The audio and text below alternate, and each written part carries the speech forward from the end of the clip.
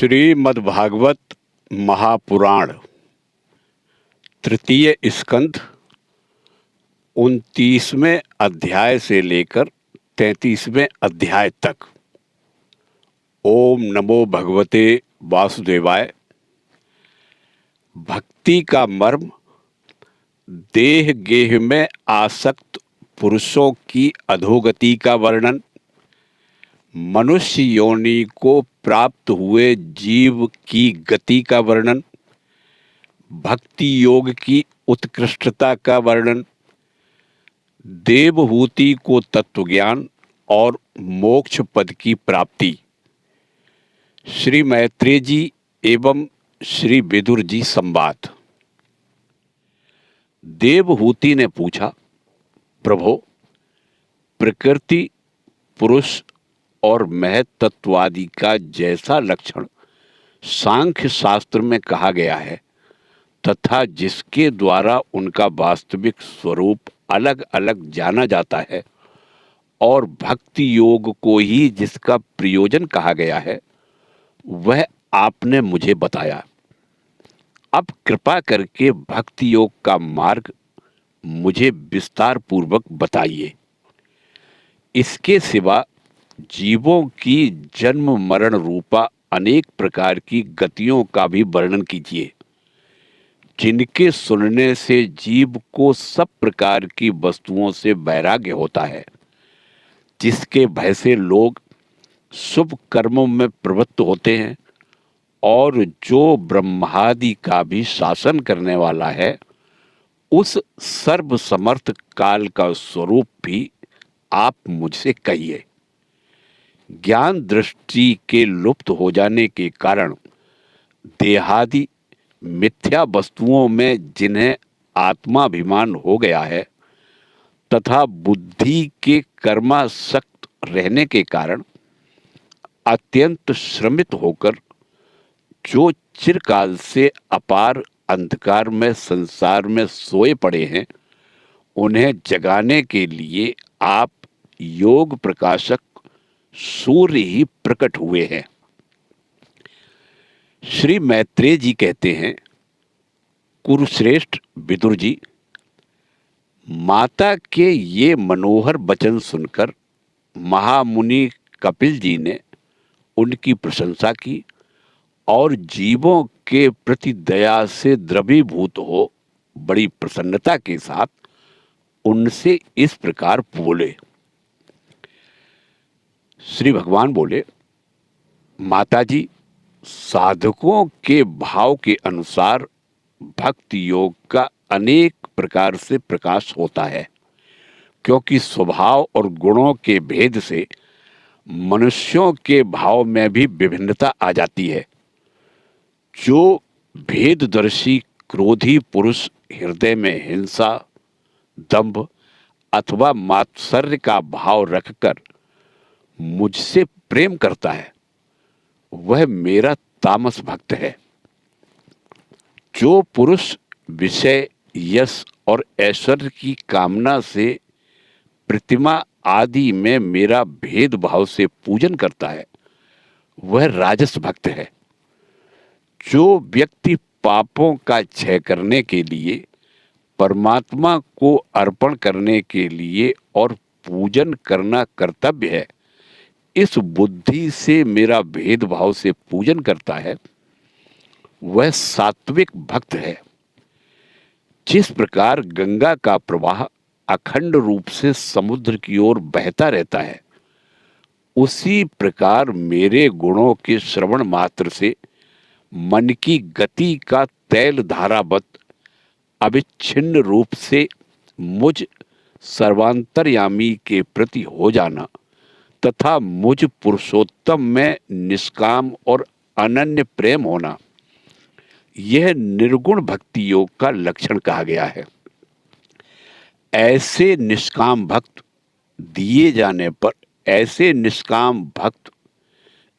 जाने पर भी मेरी सेवा को छोड़कर सालोक्य, साष्टी, सामीप्य, सारूप्य और सायुज्य मोक्ष तक नहीं लेते।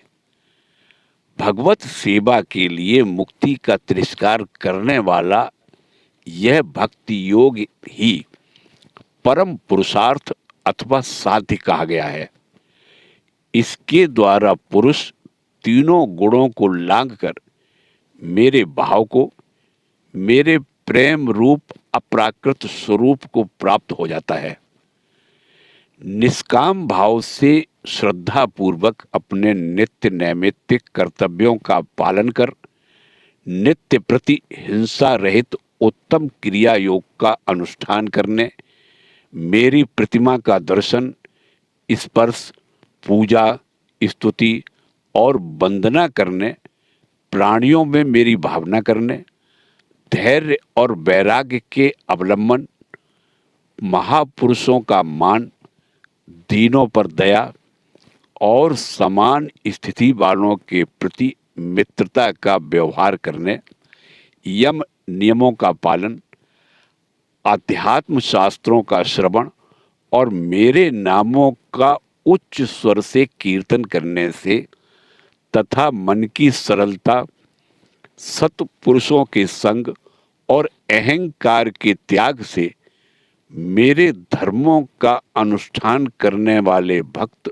पुरुष का चित्त अत्यंत शुद्ध होकर मेरे गुणों के श्रवण मात्र से अनायास ही मुझ में लग जाता है। जिस प्रकार वायु के द्वारा उड़कर जाने वाला गंध अपने आश्रय पुष्प से घ्राणेन्द्रिय तक पहुंच जाता है, उसी प्रकार भक्ति योग में तत्पर और राग द्वेषादि विकारों से शून्य चित्त परमात्मा को प्राप्त कर लेता है। मैं आत्मा रूप से सदा सभी जीवों में स्थित हूँ। इसलिए जो लोग मुझ सर्वभूत स्थित परमात्मा का अनादर करके केवल प्रतिमा में ही मेरा पूजन करते हैं, उनकी वह पूजा स्वांग मात्र है। मैं सबका आत्मा परमेश्वर सभी भूतों में स्थित हूँ। ऐसी दशा में जो मोहवश मेरी उपेक्षा करके केवल प्रतिमा के पूजन में ही लगा रहता है, वह तो मानो भस्म में ही हवन करता है। जो भेददर्शी और अभिमानी पुरुष जो दूसरे जीवों के साथ बैर बांधता है और इस प्रकार उनके शरीरों में विद्यमान मुझ आत्मा से ही द्वेष करता है, उसके मन को कभी शांति नहीं मिल सकती। माताजी, दूसरे जीवों का अपमान करता है, वह बहुत ही घटिया बढ़िया सामग्रियों से अनेक प्रकार के विधि विधान से साथ मेरी मूर्ति का पूजन भी करे तो भी मैं उससे प्रसन्न नहीं हो सकता। मनुष्य अपने धर्म का अनुष्ठान करता हुआ तब तक मुझ ईश्वर की प्रतिमा आदि में पूजा करता रहे जब तक उसे अपने हृदय में एवं संपूर्ण प्राणियों में स्थित परमात्मा का अनुभव न हो जाए। जो व्यक्ति आत्मा और परमात्मा के बीच में थोड़ा सा भी अंतर करता है, उस भेददर्शी को मैं मृत्यु रूप से महान भय उपस्थित करता हूँ। अतः संपूर्ण प्राणियों के भीतर घर बनाकर उन प्राणियों के ही रूप में स्थित मुझ परमात्मा का यथा योग्य दान, मान, मित्रता के व्यवहार तथा समदृष्टि के द्वारा पूजन करना चाहिए। माताजी, पाषाणादि अचेतनों की अपेक्षा वृक्ष आदि जीव श्रेष्ठ हैं। उनसे सांस लेने वाले प्राणी शेष हैं, श्रेष्ठ हैं। उनमें भी मन वाले प्राणी उत्तम और उनसे इंद्रिय की वृत्तियों से युक्त प्राणी श्रेष्ठ हैं। सेंद्रिय प्राणियों से भी केवल स्पर्श का अनुभव करने वाले की अपेक्षा रस का ग्रहण कर सकने वाले मत्स्यादि उत्कृष्ट हैं। तथा रसवेताओं की अपेक्षा गंध का अनुभव करने वाले और गंध का ग्रहण करने वालों से भी शब्द ग्रहण करने वाले श्रेष्ठ हैं। उनसे भी रूप का अनुभव करने वाले उत्तम हैं और उनकी अपेक्षा जिनके ऊपर नीचे दोनों ओर दांत होते हैं वे जीव श्रेष्ठ हैं। उनमें भी बिना पैर वालों से बहुत से चरणों वाले श्रेष्ठ हैं तथा बहुत चरणों वालों से 4 चरणों वाले और 4 चरण वालों से भी 2 चरण वाले मनुष्य श्रेष्ठ हैं। मनुष्यों में भी 4 वर्ण श्रेष्ठ हैं। उनमें भी ब्राह्मण श्रेष्ठ है। ब्राह्मणों में वेद को जानने वाले उत्तम हैं और वेदज्ञों में भी वेद का तात्पर्य जानने वाले श्रेष्ठ हैं। तात्पर्य जानने वालों से संशय निवारण करने वाले, उनसे भी अपने वर्णाश्रमोचित धर्म का पालन करने वाले तथा उनसे भी आसक्ति का त्याग और अपने धर्म का निष्काम भाव से आचरण करने वाले श्रेष्ठ हैं। उनकी अपेक्षा भी जो लोग अपने संपूर्ण कर्म, उनके फल तथा अपने शरीर को भी मुझे ही अर्पण करके भेदभाव छोड़कर मेरी उपासना करते हैं वे श्रेष्ठ हैं। इस प्रकार मुझे ही चित्त और कर्म समर्पण करने वाले अकर्ता और समदर्शी पुरुष से बढ़कर मुझे कोई अन्य प्राणी नहीं दिखता। अतः यह मानकर कि जीव रूप अपने अंश से साक्षात भगवान ही सब में अनुगत हैं और समस्त प्राणियों को बड़े आदर के साथ मन से प्रणाम करे। माताजी, इस प्रकार मैंने तुम्हारे लिए भक्ति योग और अष्टांग योग का वर्णन किया।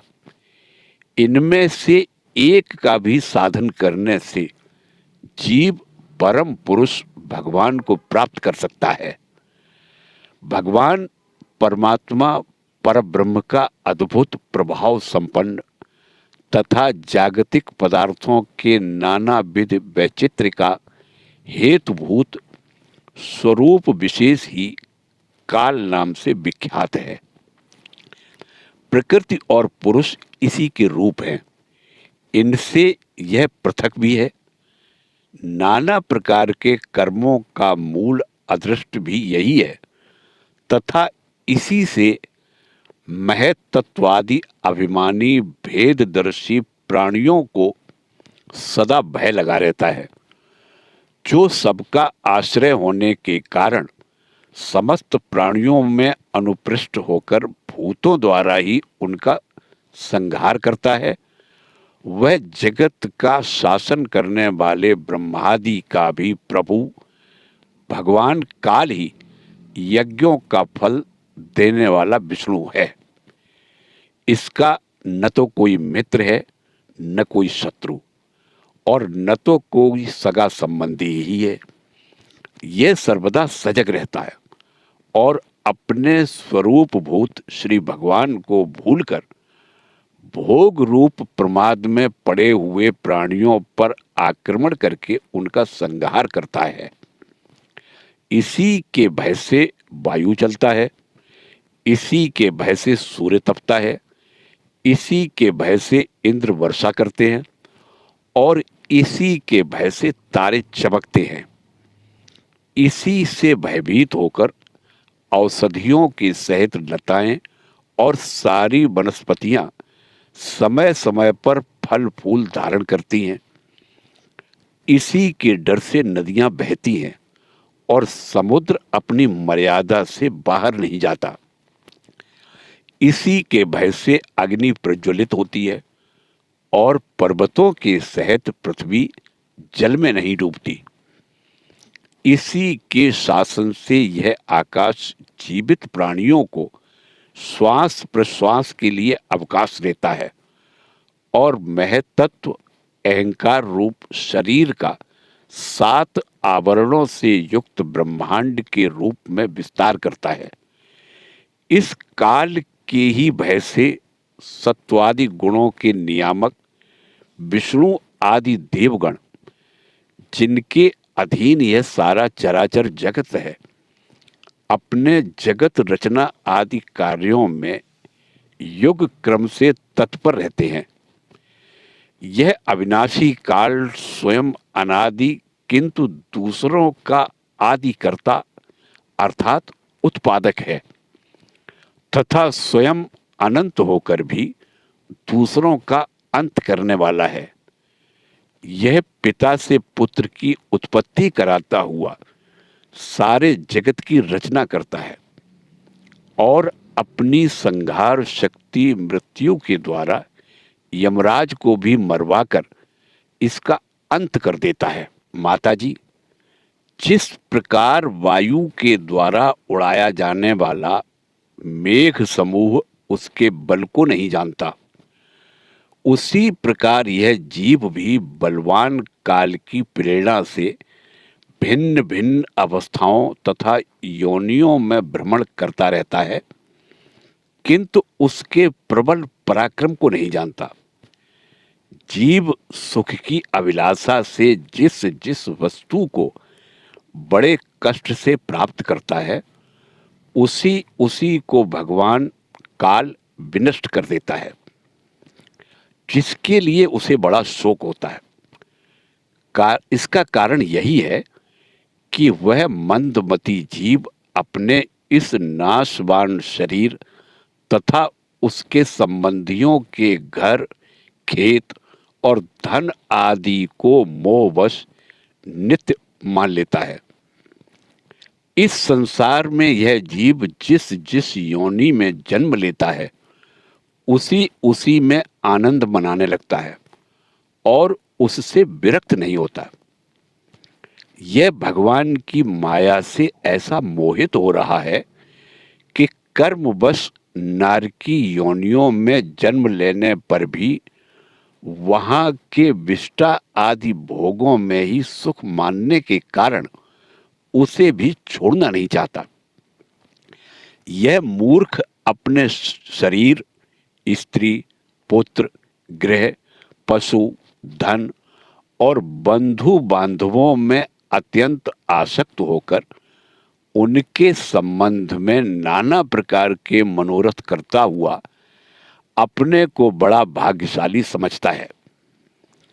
इनके पालन पोषण की चिंता से इसके संपूर्ण अंग जलते रहते हैं, तथापि दुर्वासनाओं से दूषित हृदय होने के कारण यह मूढ़ निरंतर इन्हीं के लिए तरह तरह के पाप करता रहता है।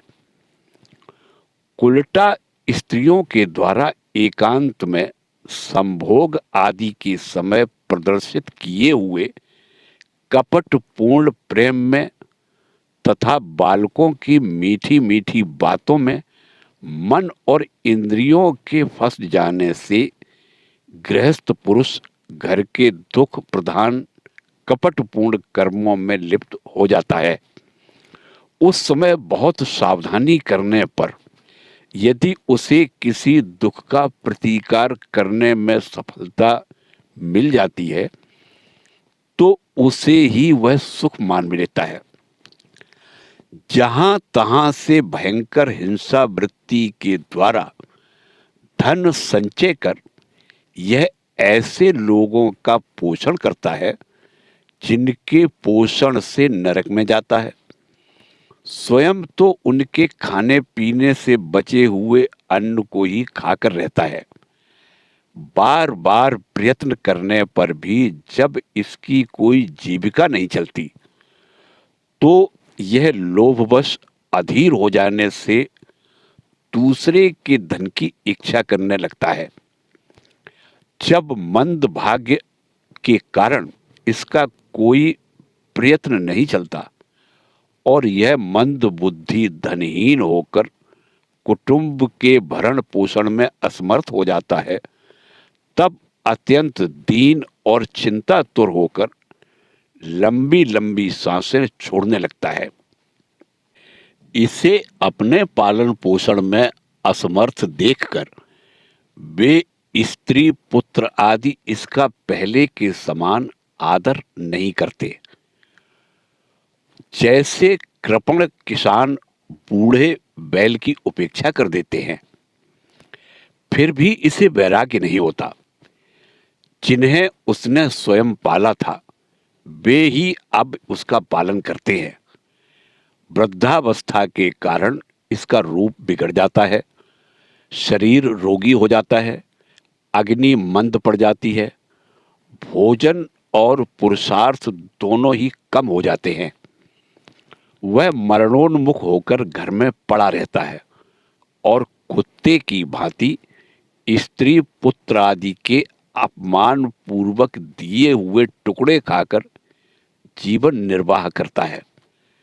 मृत्यु का समय निकट आने पर वायु के उत्क्रमण से इसकी पुतलियां चढ़ जाती हैं। श्वास प्रश्वास की नलिकाएं कफ से रुक जाती हैं। खांसने और सांस लेने में भी इसे बड़ा कष्ट होता है तथा कफ बढ़ जाने के कारण कंठ में घुरघुराहट होने लगती है। यह अपने शोकातुर बंधु बांधवों से घिरा हुआ पड़ा रहता है और मृत्यु पास के वशीभूत हो जाने से उनके बुलाने पर भी नहीं बोल सकता।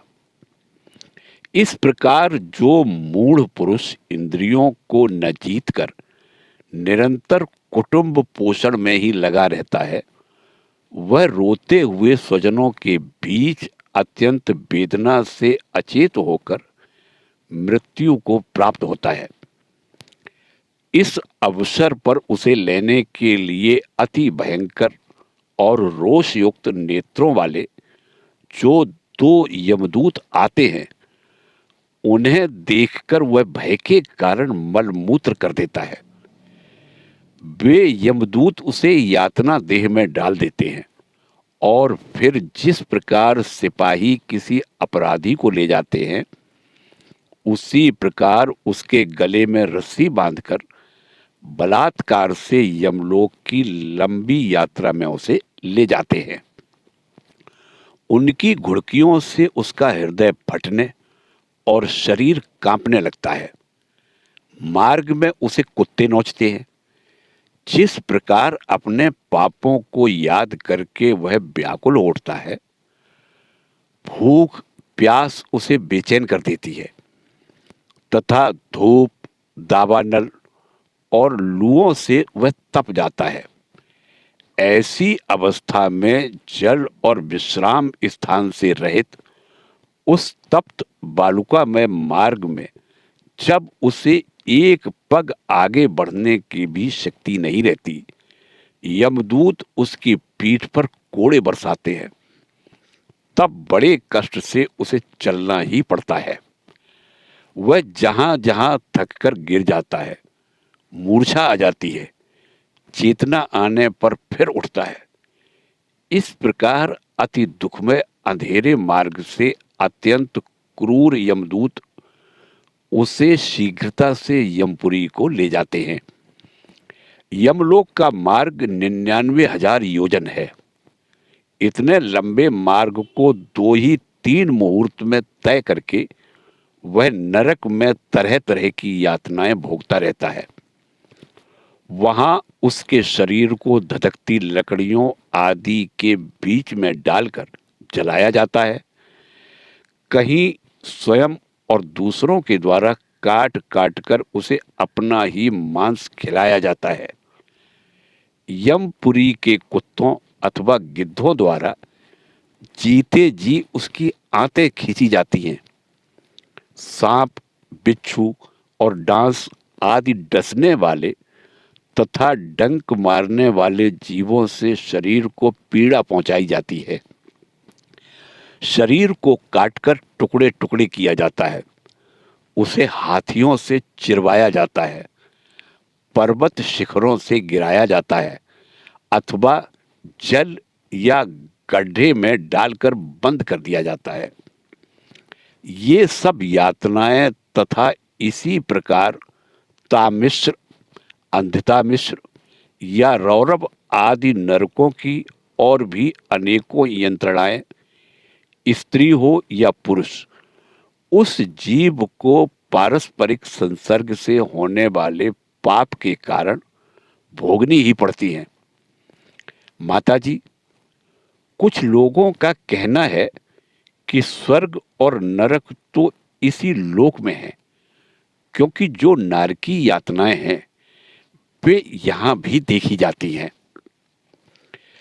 इस प्रकार अनेक कष्ट भोगकर अपने कुटुंब का ही पालन करने वाला अथवा केवल अपना ही पेट भरने वाला पुरुष उन कुटुंब और शरीर दोनों को यहीं छोड़कर मरने के बाद अपने किए हुए पापों का ऐसा फल भोगता है। अपने इस शरीर को यहीं छोड़कर प्राणियों से द्रोह करके एकत्रित किए हुए पाप रूप पाथेय को साथ लेकर वह अकेला ही नरक में जाता है। मनुष्य अपने कुटुंब का पेट पालने में जो अन्याय करता है उसका दैव विहित कुफल वह नरक में जाकर भोगता है। उस समय वह ऐसा व्याकुल होता है मानो उसका सर्वस्व लुट गया हो। जो पुरुष निरी पाप की कमाई से ही अपने परिवार का पालन करने में व्यस्त रहता है वह अंधता मिश्र नरक में जाता है, जो नरकों में चरम सीमा का कष्टप्रद स्थान है।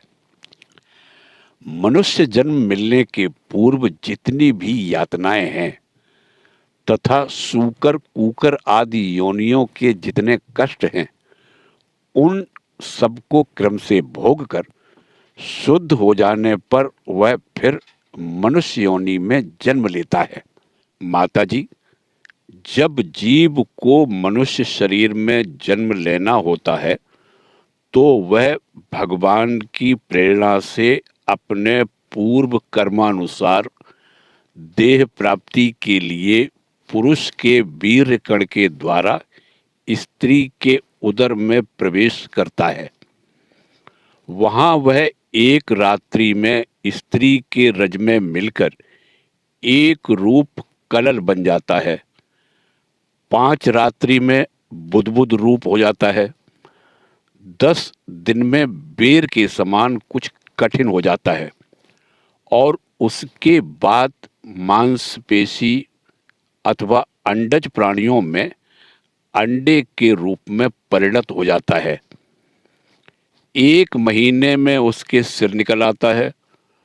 2 मास में हाथ पांव आदि अंगों का विभाग हो जाता है और 3 मास में नख, रोम, अस्थि, चर्म, स्त्री पुरुष के चिन्ह तथा अन्य छिद्र उत्पन्न हो जाते हैं।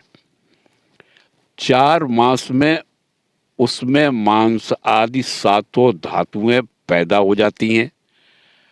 5वें महीने में भूख प्यास लगने लगती है और 6ठे मास में झिल्ली से लिपटकर वह दाहिनी कोख में घूमने लगता है। उस समय माता के खाए हुए अन्न जल आदि से उसकी सब धातुएं पुष्ट होने लगती हैं और वह कृमि आदि जंतुओं के उत्पत्ति स्थान उस जघन्य मलमूत्र के गड्ढे में पड़ा रहता है। वह सुकुमार तो होता ही है, इसलिए जब वहां के भूखे कीड़े उसके अंग प्रत्यंग नोचते हैं तब अत्यंत क्लेश के कारण वह क्षण क्षण में अचेत हो जाता है। माता के खाए हुए कड़वे, तीखे, गरम, नमकीन, रूखे और खट्टे आदि उग्र पदार्थों का स्पर्श होने से उसके सारे शरीर में पीड़ा होने लगती है। वह जीव माता के गर्भाशय में झिल्ली से लिपटा और आंतों से घिरा रहता है। उसका सिर पेट की ओर तथा पीठ और गर्दन कुंडलाकार मुड़े रहते हैं। वह पिंजड़े में बंद पक्षी के समान पराधीन एवं अंगों को हिलाने डुलाने में भी असमर्थ रहता है। इसी समय अदृष्ट की प्रेरणा से उससे स्मरण शक्ति प्राप्त होती है। तब अपने सैकड़ों जन्मों के कर्म याद आ जाते हैं और वह बेचैन हो जाता है तथा उसका दम घुटने लगता है। ऐसी अवस्था में उसे क्या शांति मिल सकती है? 7वां महीना आरंभ होने पर उसमें ज्ञान शक्ति का भी उन्मेष हो जाता है, परंतु प्रसूति वायु से चलायमान रहने के कारण वह उसी उदर में उत्पन्न हुए विष्ठा के कीड़ों के समान एक स्थान पर नहीं रह सकता। तब सप्त धातु में स्थूल शरीर से बंधा हुआ वह देहात्मदर्शी जीव अत्यंत भयभीत होकर दीन वाणी से कृपा याचना करता हुआ हाथ जोड़कर उस प्रभु की स्तुति करता है जिसने उसे माता के गर्भ में डाला है। जीव कहता है, मैं बड़ा अधम हूं। भगवान ने मुझे जो इस प्रकार की गति दिखाई है वह मेरे योग्य ही है। वे अपनी शरण में आए हुए इस नश्वर जगत की रक्षा के लिए ही अनेक प्रकार के रूप धारण करते हैं। अतः मैं भी भूतल पर विचरण करने वाले उन्हीं के निर्भय चरणार बिंदों की शरण लेता हूं। जो मैं इस माता के उदर में देह, इंद्रिय और अंतःकरण रूपा माया का आश्रय कर पुण्य पाप रूप कर्मों से आच्छादित रहने के कारण बद्ध की तरह हूं, यही मैं यहीं अपने संतप्त हृदय में प्रतीत होने वाले उन विशुद्ध, अविकारी और अखंड बोध स्वरूप परमात्मा को नमस्कार करता हूं। मैं वस्तुतः शरीर आदि से रहित होने पर भी देखने में पांच भौतिक शरीर से संबद्ध हूं और इसीलिए इंद्रिय, गुण, शब्दादि विषय और चिदाभास रूप जान पड़ता हूं। अतः इस शरीर आदि के आवरण से जिनकी महिमा कुंठित नहीं हुई है, उन प्रकृति और पुरुष के नियंता सर्वज्ञ परम पुरुष की मैं वंदना करता हूं। उन्हीं की माया से अपने स्वरूप की स्मृति नष्ट हो जाने के कारण यह जीव अनेक प्रकार के सत्वादि गुण और कर्म के बंधन से युक्त इस संसार मार्ग में तरह तरह के कष्ट झेलता हुआ भटकता रहता है। अतः उन परम पुरुष परमात्मा की कृपा के बिना और किस युक्ति से इसे अपने स्वरूप का ज्ञान हो सकता है? मुझे जो यह त्रैकालिक ज्ञान हुआ है, यह भी उनके सिवा और किसने दिया है? क्योंकि स्थावर जंगम समस्त प्राणियों में एकमात्र वे ही तो अंतर्यामी रूप अंश से विद्यमान है। अतः जीव रूप कर्म जनित पदवी का अनुवर्तन करने वाले हम अपने त्रिविध तापों की शांति के लिए उन्हीं का भजन करते हैं। भगवान, यह देहधारी जीव दूसरी देह के उदर के भीतर मल, मूत्र और रुधिर के कुएं में गिरा हुआ है। उसकी जठराग्नि से इसका शरीर अत्यंत संतप्त हो रहा है। उससे निकलने की इच्छा करता हुआ यह अपने महीने गिर रहा है। भगवान, अब इस दीन को यहां से कब निकाला जाएगा?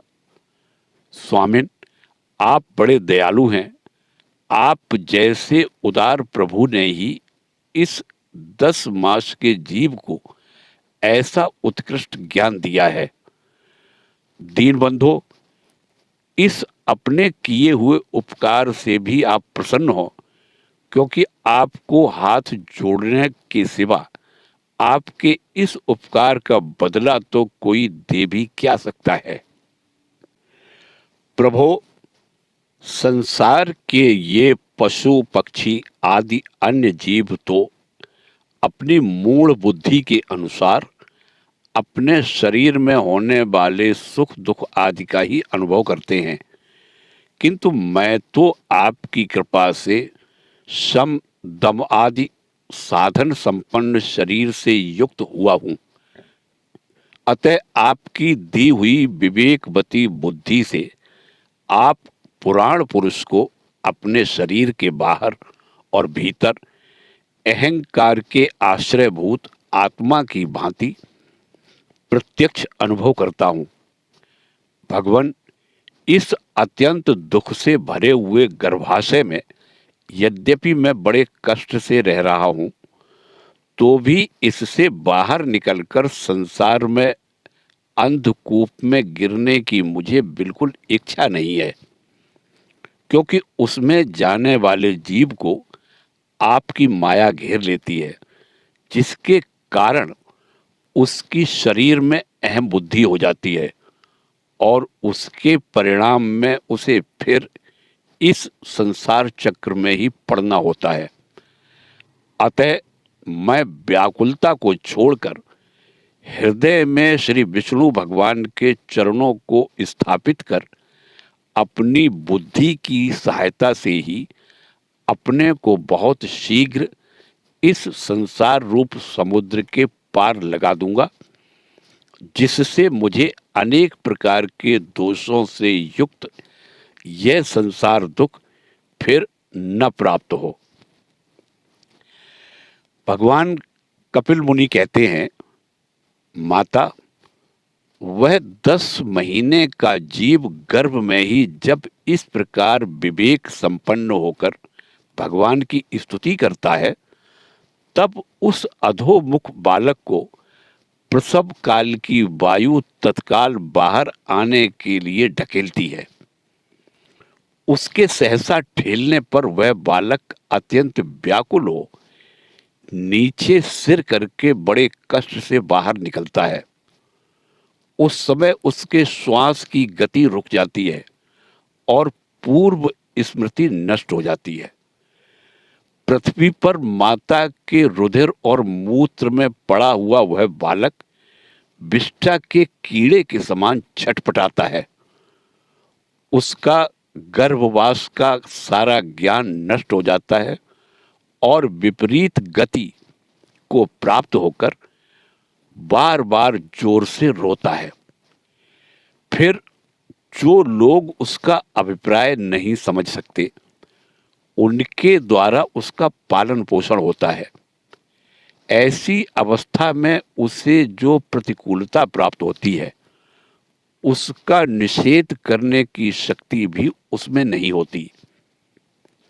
जब उस जीव को शिशु अवस्था में मैली कुचैली खाट पर सुला दिया जाता है, जिसमें खटमल आदि स्वेदज जीव चिपटे रहते हैं, तब उसमें शरीर को खुजलाने, उठाने अथवा करवट बदलने के भी सामर्थ्य न रहने के कारण वह बड़ा कष्ट पाता है। उसकी त्वचा बड़ी कोमल होती है। उसे डांस, मच्छर और खटमल आदि उसी प्रकार काटते रहते हैं जैसे बड़े कीड़े को छोटे कीड़े। इस समय उसका गर्भावस्था का सारा ज्ञान जाता रहता है, सिवा रोने के वह कुछ नहीं कर सकता। इसी प्रकार बाल्य और प्रौढ़ अवस्था के दुख भोग कर वह बालक युवावस्था में पहुंचता है। इस समय उसे यदि कोई इच्छित भोग नहीं प्राप्त होता, तो अज्ञानवश उसका क्रोध उद्दीप्त हो उठता है और वह शोकाकुल हो जाता है। देह के साथ ही साथ अभिमान और क्रोध बढ़ जाने के कारण वह काम परवश जीव अपना ही नाश करने के लिए दूसरे कामी पुरुषों के साथ बैर ठानता है। खोटी बुद्धि वाला वह अज्ञानी जीव पंचभूतों से रचे हुए इस देह में मिथ्या अभिनिवेश के कारण निरंतर मैं मेरेपन का अभिमान करने लगता है। जो शरीर इसे वृद्धावस्था आदि अनेक प्रकार के कष्ट ही देता है तथा अविद्या और कर्म के सूत्र से बंधा रहने के कारण इसके पीछे लगा रहता है, उसी के लिए यह तरह तरह के कर्म करता रहता है जिनमें बंध जाने के कारण इसे बार बार संसार चक्र में पड़ना होता है। सन्मार्ग में चलते हुए यदि इसका किन्हीं जिह्वा और उपस्थेंद्रिय के भोगों में लगे हुए विषयी पुरुषों से समागम हो जाता है और वह उनमें आस्था करके उन्हीं का अनुगमन करने लगता है, तो पहले के समान ही फिर नारकी योनियों में पड़ना पड़ता है। जिनके संग से इसके सत्य, शौच, दया, वाणी का संयम, बुद्धि, धन संपत्ति, लज्जा, यश, क्षमा, मन और इंद्रियों का संयम तथा ऐश्वर्य आदि सभी सद्गुण नष्ट हो जाते हैं। उन अत्यंत शोचनीय स्त्रियों के क्रीड़ा मृग, अशांत, मूढ़ और देहात्मदर्शी असत पुरुषों का संग कभी नहीं करना चाहिए, क्योंकि इस जीव को किसी और का संग करने से ऐसा मोह और बंधन नहीं होता जैसा स्त्री और स्त्रियों के संगियों का संग करने से होता है। एक बार अपनी पुत्री सरस्वती को देखकर ब्रह्मा जी भी उसके रूप लावण्य से मोहित हो गए थे और उसके मृगी रूप होकर भागने पर उसके पीछे निर्लज्जता पूर्वक मृग रूप होकर दौड़ने लगे। उन्हीं ब्रह्मा जी ने मरीचि आदि प्रजापतियों की तथा मरीच आदि ने कश्यप आदि की और कश्यप आदि ने देव, मनुष्य आदि प्राणियों की सृष्टि की। अतः इनमें एक ऋषि प्रवर नारायण को छोड़कर ऐसा कौन पुरुष हो सकता है जिसकी बुद्धि स्त्री रूपिणी माया से मोहित ना हो। अहो, मेरी इस स्त्री रूपिणी माया का बल तो देखो, जो अपने भ्रकुटी विलास मात्र से बड़े बड़े दिग्विजयी वीरों को पैरों से कुचल देती है। जो पुरुष योग के परम पद पर आरूढ़ होना चाहता हो अथवा जिसे मेरी सेवा के प्रभाव से आत्मा अनात्मा का विवेक हो गया हो, वह स्त्रियों का संग कभी न करे, क्योंकि उन्हें ऐसे पुरुष के लिए नरक का खुला द्वार बताया गया है। भगवान की रची हुई यह जो स्त्री रूपिणी माया धीरे धीरे सेवा आदि के मिस से पास आती है, इसे तिनकों से ढके हुए कुएं के समान अपनी मृत्यु ही समझे। स्त्री में आसक्त रहने के कारण तथा अंत समय में स्त्री का ही ध्यान रहने से जीव को स्त्री योनि प्राप्त होती है। इस प्रकार स्त्री योनि को प्राप्त हुआ जीव पुरुष रूप में प्रतीत होने वाली मेरी माया को ही धन, पुत्र और गृह आदि देने वाला अपना पति मानता रहता है। सो जिस प्रकार व्याध का गान कानों को प्रिय लगने पर भी बेचारे भोले भाले पशु पक्षियों को फंसाकर उनके नाश का ही कारण होता है, उसी प्रकार उन पुत्र, पति और गृह आदि को विधाता निश्चित की हुई अपनी मृत्यु ही जाने। देवी, जीव के उपाधिभूत लिंग देह के द्वारा पुरुष एक लोक से दूसरे लोक में जाता है और अपने प्रारब्ध कर्मों को भोगता हुआ निरंतर अन्य देहों की प्राप्ति के लिए दूसरे कर्म करता रहता है। जीव का उपाधि रूप लिंग शरीर तो मोक्ष पर्यंत उसके साथ रहता है तथा भूत, इंद्रिय और मन का कार्य रूप स्थूल शरीर इसका भोगाधिष्ठान है। इन दोनों का परस्पर संगठित होकर कार्य न करना ही प्राणी की मृत्यु है और दोनों का साथ साथ प्रकट होना जन्म कहलाता है। पदार्थों की उपलब्धि के समान रूप इस स्थूल शरीर में जब उनको ग्रहण करने की योग्यता नहीं रहती, यह उसका मरण है और यह स्थूल शरीर ही मैं हूं, इस अभिमान के साथ उसे देखना उसका जन्म है। नेत्रों में जब किसी दोष के कारण रूप आदि को देखने की योग्यता नहीं रहती, तभी उनमें रहने वाली चक्षु इंद्रिय भी रूप देखने में असमर्थ हो जाती है और जब नेत्र और उनमें रहने वाली इंद्रिय दोनों ही रूप देखने में असमर्थ हो जाते हैं, तभी इन दोनों के साक्षी जीव में भी वह योग्यता नहीं रहती।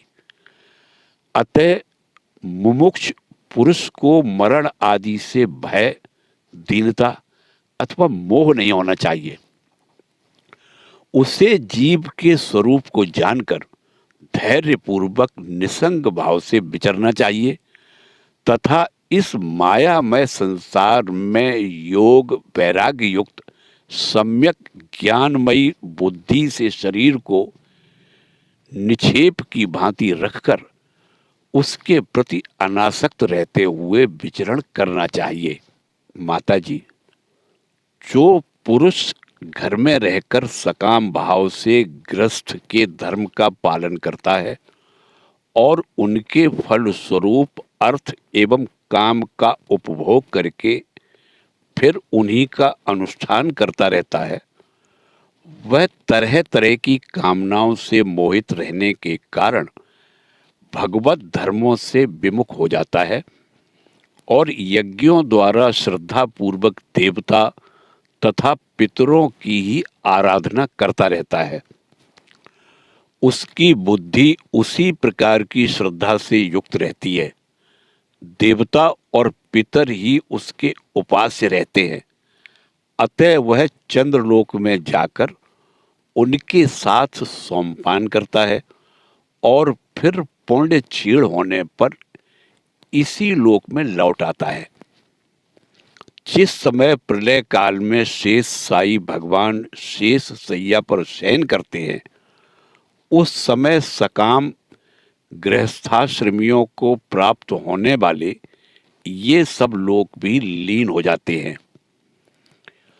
जो विवेकी पुरुष अपने धर्मों का अर्थ और भोग विलास के लिए उपयोग नहीं करते, बल्कि भगवान की प्रसन्नता के लिए ही उनका पालन करते हैं, वे अनासक्त, प्रशांत, शुद्ध चित्त, निवृत्ति धर्मपरायण, ममता रहित और अहंकार शून्य पुरुष स्वधर्म पालन रूप सत्वगुण के द्वारा सर्वथा शुद्ध चित्त हो जाते हैं। वे अंत में सूर्य मार्ग के द्वारा सर्वव्यापी पूर्ण पुरुष श्री हरि को ही प्राप्त होते हैं, जो कार्य कारण रूप जगत के नियंता, संसार के उपादान कारण और उसकी उत्पत्ति, पालन एवं संहार करने वाले हैं।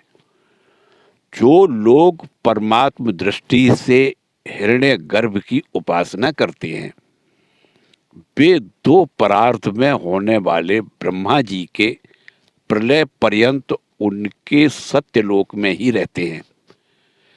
जिस समय देवता आदि से श्रेष्ठ ब्रह्मा जी अपने द्विपरार्ध काल के अधिकार को भोग कर पृथ्वी, जल, अग्नि, वायु, आकाश, मन, इंद्रिय और उनके विषय और अहंकार आदि के सहित संपूर्ण विश्व का संहार करने की इच्छा से त्रिगुणात्मिका प्रकृति के साथ एक रूप होकर निर्विशेष परमात्मा में लीन हो जाते हैं, उस समय प्राण और मन को जीते हुए वे विरक्त योगी गण भी देह त्याग कर उन भगवान ब्रह्मा जी में ही प्रवेश करते हैं और फिर उन्हीं के साथ परमानंद स्वरूप पुराण पुरुष परब्रह्म में लीन हो जाते हैं।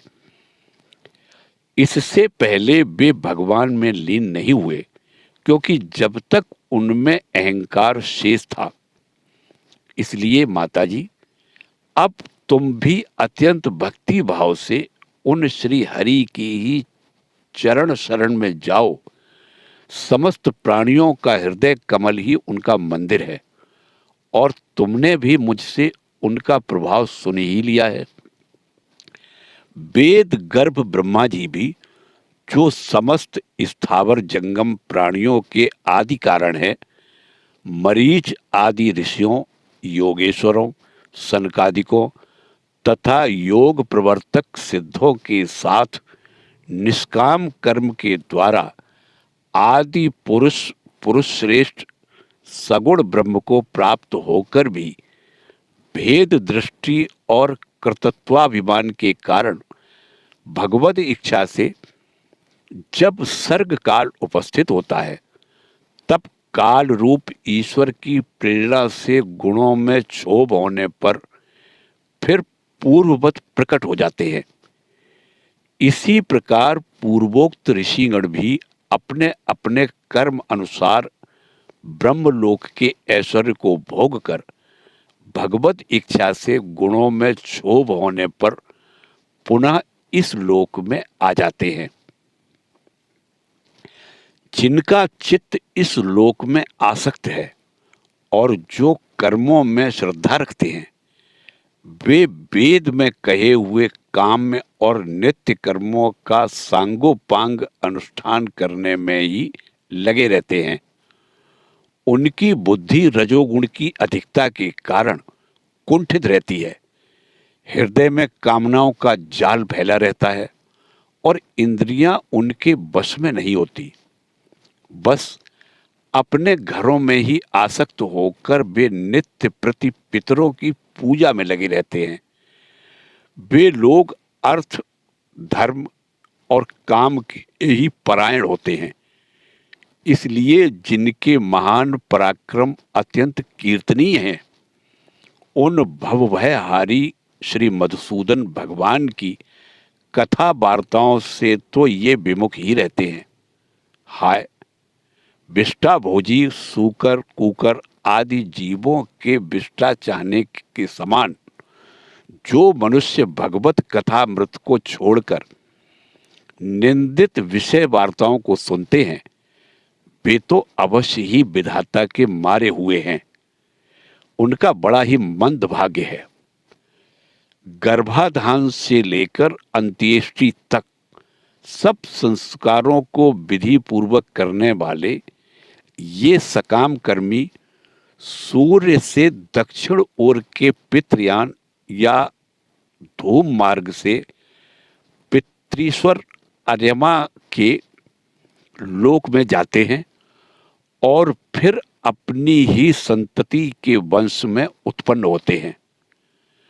माताजी, पितृलोक के भोग लेने पर जब उनके पुण्य क्षीण हो जाते हैं, तब देवता लोग उन्हें वहां के ऐश्वर्य से च्युत कर देते हैं और फिर उन्हें विवश होकर तुरंत ही इस लोक में गिरना पड़ता है।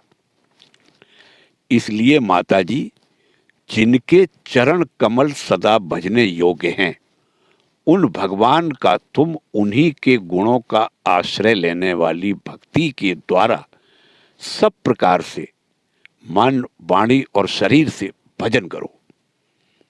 भगवान वासुदेव के प्रति किया हुआ भक्ति योग तुरंत ही संसार से वैराग्य और ब्रह्म साक्षात्कार रूप ज्ञान की प्राप्ति करा देता है।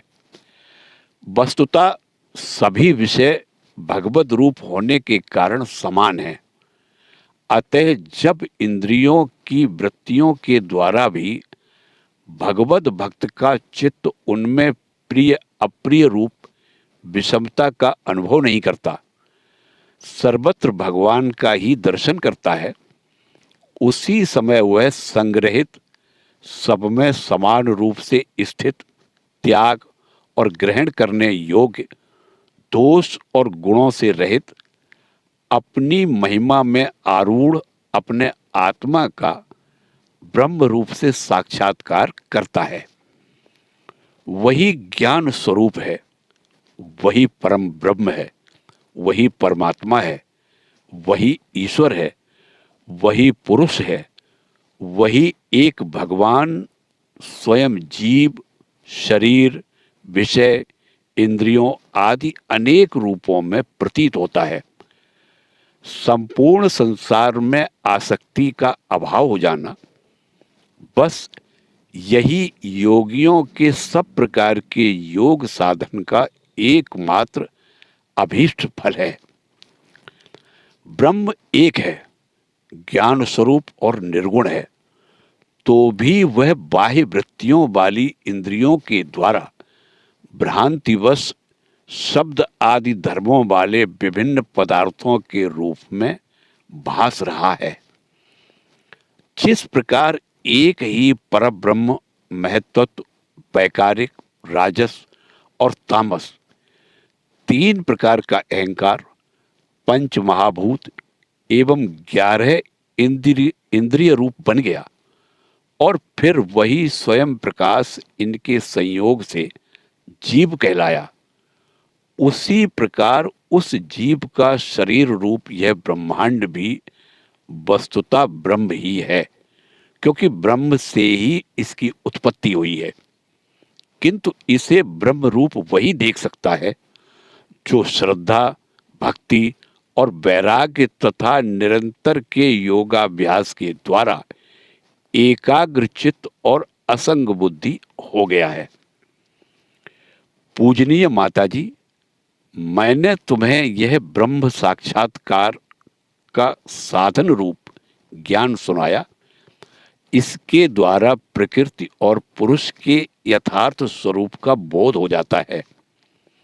देवी, निर्गुण ब्रह्म विषयक ज्ञान योग और मेरे प्रति किया हुआ भक्ति योग, इन दोनों का फल एक ही है, उसे ही भगवान कहते हैं। जिस प्रकार रूप, रस एवं गंध आदि अनेक गुणों का आश्रयभूत एक ही पदार्थ भिन्न भिन्न इंद्रियों द्वारा भिन्न भिन्न रूप से अनुभूत होता है, वैसे ही शास्त्र के विभिन्न मार्गों द्वारा एक ही भगवान की अनेक प्रकार से अनुभूति होती है।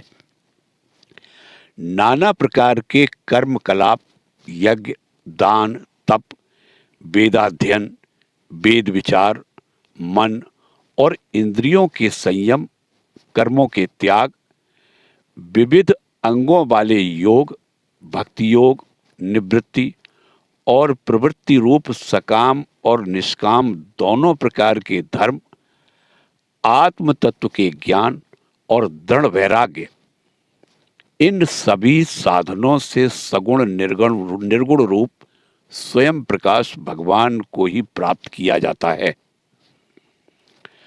माताजी, सात्विक, राजस, तामस और निर्गुण भेद से 4 प्रकार के भक्ति योग का, जो प्राणियों के जन्मादि विकारों का हेतु है तथा जिसकी गति जानी नहीं जाती, उस काल का स्वरूप मैं तुमसे कह ही चुका हूं। देवी, अविद्या जनित कर्म के कारण जीव की अनेकों गतियां होती हैं। उनमें जाने पर वह अपने स्वरूप को नहीं पहचान सकता। मैंने तुम्हें जो ज्ञान उपदेश दिया है उसे दुष्ट, दुर्विनीत, घमंडी, दुराचारी और धर्मध्वजी पुरुषों को नहीं सुनाना चाहिए। जो विषय लोलुप हो, ग्रहासक्त हो, मेरा भक्त न हो अथवा मेरे भक्तों से द्वेष करने वाला हो, उसे भी इसका उपदेश कभी नहीं करना चाहिए। जो अत्यंत श्रद्धालु, भक्त, विनयी, दूसरों के प्रति दोष दृष्टि न रखने वाला, सब प्राणियों से मित्रता रखने वाला, गुरु सेवा में तत्पर, बाह्य विषयों में अनासक्त, शांतचित्त, मत्सर शून्य और पवित्र चित्त हो तथा मुझे परम प्रियतम मानने वाला हो, उसे इसका अवश्य उपदेश करे। माँ, जो पुरुष मुझ में चित्त लगाकर इसका श्रद्धा पूर्वक एक बार भी श्रवण या कथन करेगा, वह मेरे परम पद को प्राप्त होगा। श्री मैत्री जी बोले, विदुर जी, श्री कपिल भगवान के ये वचन सुनकर करदम जी की प्रिय पत्नी माता देवहूति के मोह का पर्दा फट गया और वे तत्व प्रतिपादक सांख्य शास्त्र के ज्ञान की आधार भूमि भगवान श्री कपिल जी को प्रणाम करके उनकी स्तुति करने लगी। देवहूति बोली, कपिल जी, ब्रह्मा जी आपके ही नाभि कमल से प्रकट हुए थे। उन्होंने प्रलयकालीन जल में शयन करने वाले आपके पंचभूत, इंद्रिय, शब्द आदि विषय और मनोमय विग्रह का, जो सत्वादि गुणों के प्रवाह से युक्त सत स्वरूप और कार्य एवं कारण दोनों का बीज है, ध्यान ही किया था। आप निष्क्रिय सत्य संकल्प, संपूर्ण जीवों के प्रभु तथा सहस्रों अचिंत्य शक्तियों से संपन्न है। अपनी शक्ति को गुण प्रवाह रूप से ब्रह्मादि अनंत मूर्तियों में विभक्त करके उनके द्वारा आप स्वयं ही विश्व की रचना आदि करते हैं। नाथ, यह कैसी विचित्र बात है कि जिनके उदर में प्रलय काल आने पर यह सारा प्रपंच लीन हो जाता है और जो कल्पांत में मायामय बालक का रूप धारण कर अपने चरण का अंगूठा चूसते हुए अकेले ही बट वृक्ष के पत्ते पर शयन करते हैं, उन्हीं आपको मैंने गर्भ में धारण किया। विभो, आप पापियों का दमन और अपने आज्ञाकारी भक्तों का अभ्युदय एवं कल्याण करने के लिए स्वेच्छा से देह धारण किया करते हैं। अतः जिस प्रकार आपके बराह आदि अवतार हुए हैं, उसी प्रकार यह कपिल अवतार भी मुमुक्षुओं को ज्ञान मार्ग दिखाने के लिए हुआ है। भगवान, आपके नामों का श्रवण या कीर्तन करने से तथा भूले भटके कभी कभी आपका वंदन या स्मरण करने से ही कुत्ते का मांस खाने वाला चांडाल भी सोमयाजी ब्राह्मण के समान पूजनीय हो सकता है। फिर आपका दर्शन करने से मनुष्य कृतकृत्य हो जाए, इसमें तो कहना ही क्या है। अहो, वह चांडाल भी इसी से सर्वश्रेष्ठ है कि उसकी जिह्वा के अग्रभाग में आपका नाम विराजमान है। जो श्रेष्ठ पुरुष आपका नाम उच्चारण करते हैं, उन्होंने तप, हवन, तीर्थ स्नान, सदाचार का पालन और वेदाध्ययन सब कुछ कर लिया। कपिल देव जी, आप साक्षात परब्रह्म हैं। आप ही परम पुरुष हैं। वृत्तियों के प्रवाह को अंतर्मुख करके अंतःकरण में आपका ही चिंतन किया जाता है। आप अपने तेज के माया के कार्य गुण प्रवाह को शांत कर देते हैं तथा आपके ही उदर में संपूर्ण वेद तत्व निहित हैं। ऐसे साक्षात विष्णु स्वरूप आपको मैं प्रणाम करती हूँ। श्री मैत्रेय जी कहते हैं, माता के इस प्रकार स्तुति करने पर मातृवत्सल परम पुरुष भगवान कपिल देव जी ने उनसे गंभीर वाणी में कहा। भगवान कपिल देव जी बोले, माता जी, मैंने तुम्हें जो यह सुगम मार्ग बतलाया है, इसका अवलंबन करने से तुम शीघ्र ही परम पद प्राप्त कर लोगी। तुम मेरे इस मत में विश्वास करो। ब्रह्मवादी लोगों ने इसका सेवन किया है। इसके द्वारा तुम मेरे जन्म मरण रहित स्वरूप को प्राप्त कर लोगी। जो लोग मेरे इस मत को नहीं जानते, वे जन्म मृत्यु के चक्र में पड़ते हैं। मैत्रेय जी बोले, इस प्रकार अपने श्रेष्ठ आत्मज्ञान का उपदेश कर श्री कपिल देव जी अपनी ब्रह्मवादिनी जननी की अनुमति लेकर वहां से चले गए। तब देवहूति जी भी सरस्वती के मुकुट सदृश अपने आश्रम में अपने पुत्र के उपदेश किए हुए योग साधन के द्वारा योगाभ्यास करती हुई समाधि में स्थित हो गई।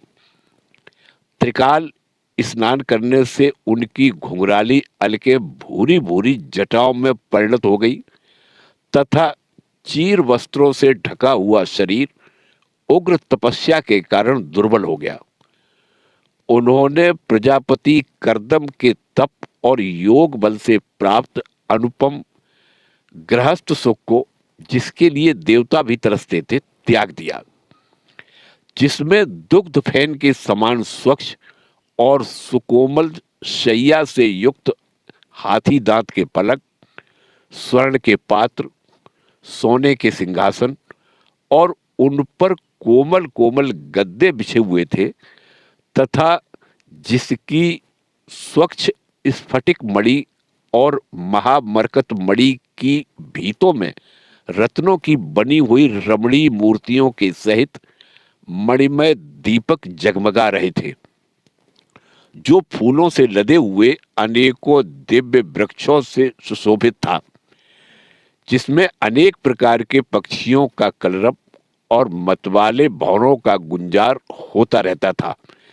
जहाँ की कमल गंध से सुवासित बावलियों में करदम जी के साथ उनका लाड़ प्यार पाकर क्रीड़ा के लिए प्रवेश करने पर उसका अर्थात देवहूति का गंधर्वगण गुणगान किया करते थे और जिसे पाने के लिए इंद्राणियां भी लालायत रहती थी, उस ग्रहोद्यान की भी ममता उन्होंने त्याग दी। किंतु पुत्र वियोग से व्याकुल होने के कारण अवश्य उनका मुख कुछ उदास हो गया। पति के वनगमन के अनंतर पुत्र का भी वियोग हो जाने से वे आत्मज्ञान संपन्न होकर भी ऐसी व्याकुल हो गई जैसे बछड़े के बिछुड़ जाने से उसे प्यार करने वाली गौ। वत्स विदुर, अपने पुत्र कपिल देव रूप भगवान हरि का ही चिंतन करते करते वे कुछ ही दिनों में ऐसे ऐश्वर्य संपन्न घर से भी उपरत हो गई। फिर वे कपिल देव जी ने भगवान के जिस ध्यान करने योग प्रसन्न बदनार युक्त स्वरूप का वर्णन किया था, उसके एक एक अवयव तथा उस समग्र रूप का भी चिंतन करती हुई ध्यान में तत्पर हो गई। भगवत भक्ति के प्रवाह, प्रबल वैराग्य और यथोचित कर्मानुष्ठान से उत्पन्न हुए ब्रह्म साक्षात्कार कराने वाले ज्ञान द्वारा चित्त शुद्ध हो जाने पर वे उस सर्वव्यापक आत्मा के ध्यान में मग्न हो गई, जो अपने स्वरूप के प्रकाश से माया जनित आवरण को दूर कर देता है। इस प्रकार जीव के अधिष्ठान भूत परब्रह्म श्री भगवान में ही बुद्धि की स्थिति हो जाने से उनका जीव भाव निवृत्त हो गया और वे समस्त क्लेशों से मुक्त होकर परमानंद में निमग्न हो गई। अब निरंतर समाधिस्थ रहने के कारण उनकी विषयों के सत्यत्व की भ्रांति मिट गई और उन्हें अपने शरीर की भी सुधि न रही। जैसे जागे हुए पुरुष को अपने स्वप्न में देखे हुए शरीर की नहीं रहती, उनके शरीर का पोषण भी दूसरों के द्वारा ही होता था, किंतु किसी प्रकार का मानसिक क्लेश न होने के कारण वह दुर्बल नहीं हुआ। उसका तेज और भी निखर गया और वह मैल के कारण धूम युक्त अग्नि के समान सुशोभित होने लगा। उनके बाल बिधुर गए थे और वस्त्र भी गिर गया था, तथापि निरंतर श्री भगवान में ही चित्त लगा रहने के कारण उन्हें अपने तपो योग में शरीर की भी सुधि नहीं थी, केवल प्रारब्ध ही उसकी रक्षा करता था। विदुर जी, इस प्रकार देवहूति ने कपिल देव जी के बताए हुए मार्ग द्वारा थोड़े ही समय में नित्य मुक्त परमात्म स्वरूप श्री भगवान को प्राप्त कर लिया। वीरवर, जिस स्थान पर उन्हें सिद्धि प्राप्त हुई थी वह परम पवित्र क्षेत्र त्रिलोकी में सिद्ध पद नाम से विख्यात हुआ। साधु स्वभाव विदुर जी, योग साधन के द्वारा उनके शरीर के सारे दैहिक मल दूर हो गए थे। वह एक नदी के रूप में परिणत हो गया जो सिद्धगण से सेवित और सब प्रकार की सिद्धि देने वाली है। महायोगी भगवान कपिल जी भी माता की आज्ञा ले पिता के आश्रम से ईशान कोण की ओर चले गए। वहां स्वयं समुद्र ने उनका पूजन करके उन्हें स्थान दिया। वे तीनों लोगों को शांति प्रदान करने के लिए योग मार्ग का अवलंबन कर समाधि में स्थित हो गए हैं। सिद्ध, चारण, गंधर्व, मुनि और अप्सरागण उनकी स्तुति करते हैं तथा सांख्य आचार्यगण भी उनका सब प्रकार स्तवन करते हैं। निष्पाप विदुर जी, तुम्हारे पूछने से मैंने तुम्हें वह भगवान कपिल और देवहूति का परम पवित्र संवाद सुनाया। यह कपिल देव जी का मत आध्यात्म योग का गूढ़ रहस्य है। जो पुरुष इसका श्रवण या वर्णन करता है वह भगवान गरुड़ ध्वज की भक्ति से युक्त होकर शीघ्र ही श्री हरि के चरणार बिंदों को प्राप्त करता है। जय श्री कृष्ण।